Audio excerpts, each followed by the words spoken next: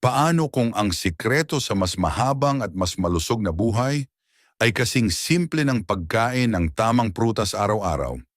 Alam nating lahat na ang malusog na dieta ay may malaking papel sa kahabaan ng buhay.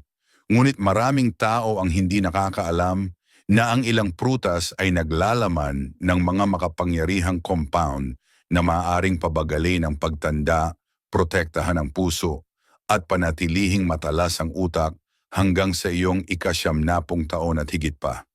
At ang pinakamagandang bahagi, ang mga prutas na ito ay madaling mahanap at masarap kainin.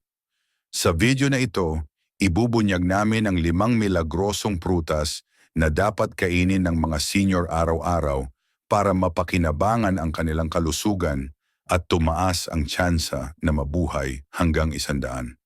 Bawat isa sa mga ito ay puno